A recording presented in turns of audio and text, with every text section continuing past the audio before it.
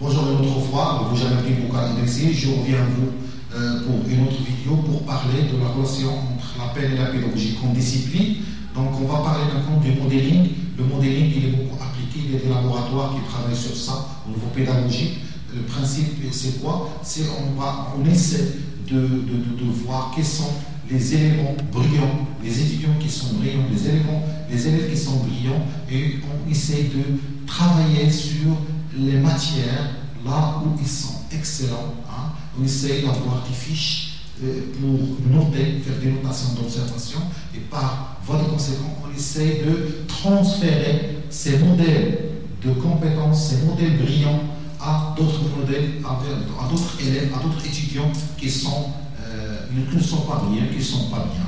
Et c'est un travail d'expérimentation et d'étude que j'invite les pédagogues, les enseignants à adopter cette approche pour avoir des élèves excellents, des étudiants qui sont excellents. Ça, au niveau le premier volet sur le côté relationnel et confiance en soi. Maintenant, on va passer à d'autres volets, celui de l'estimation du savoir-être. Et à ce niveau-là, il y a un ensemble des présupposés qu'on appelle a beaucoup approfondi, a beaucoup travaillé, on a appliqué dans plusieurs domaines. Le premier, c'est qu'il n'existe pas d'échec, il existe des expériences qui sont mal placées. Et l'échec crée l'immobilisme. Nos enseignants adoptent ce principe-là comme mode de pensée. Croyez-moi qu'ils vont l'injecter indirectement à l'esprit des apprentis. C'est-à-dire qu'ils leur font comprendre que vous êtes des étudiants, vous êtes des élèves, et il n'existe pas d'échec. Tout ce que vous faites que des essais, vous allez réussir, vous êtes les meilleurs. Voilà, ce sont un langage qui peut influencer inconsciemment. Je reviens à la construction de la carte du monde. Les enseignants, à travers un discours particulier, peuvent participer à l'élaboration des modèles qui n'ont pas des croyances limitantes, des modèles qui ont une croyance qui va à l'infini, des modèles des gens qui ne croient pas à l'échec, des gens qui croient à l'excellence. Voilà le premier principe appliqué de la PNL à la pédagogie. Donc pour motiver, pour avoir une pédagogie, il faut agir sur des séquences. Pour la PNL, il faut dire que pour mettre en confiance un apprenti, il faut faire apprendre par séquence, de moins disant, de moins facile au plus difficile.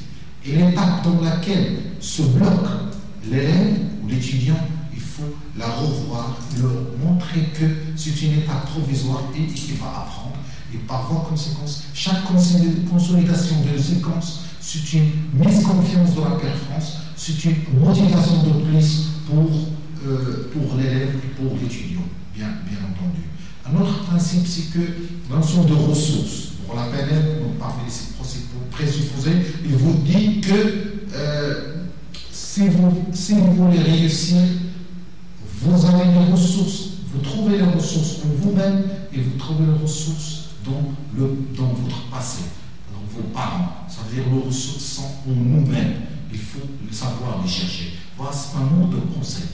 Je sais que j'ai les ressources. Parfois, on agit inconsciemment sans savoir si j'ai les ressources ou pas. Parfois, je perds ma confiance en moi parce que j'oublie que j'ai tout un passé, j'ai tout un ensemble d'expériences, j'ai tout un entourage qui est avec moi qui peut m'aider. Voilà, ce sont des ressources qu'il faut mettre en action. Ce sont des réflexes. C'est la raison pour laquelle on a commencé dès le départ en disant que la PNL vient vous dire et vous donne une pensée, une façon de voir, une philosophie à intégrer. Et par voie de conséquence, on voit toujours un modèle Mercedes, c'est que ce qui est pensé, comportement émotionnel sont liés. Il faut savoir, il faut être conscient en matière d'enseignement pour intégrer ces éléments-là et agir en matière de communication.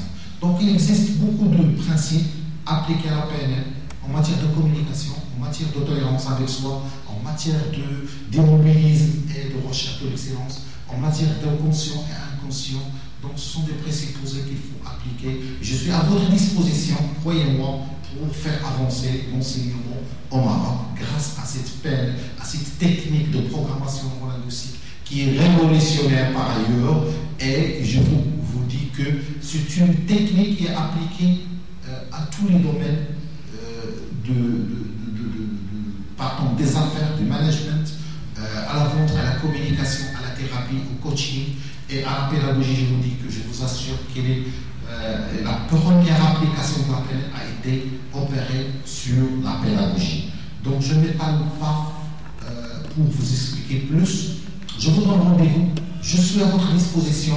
Mes coordonnées sont là. Je suis prêt pour passer, donner, inculquer, faire émerger ce réflexe-là. C'est ma mission et je la partage avec vous.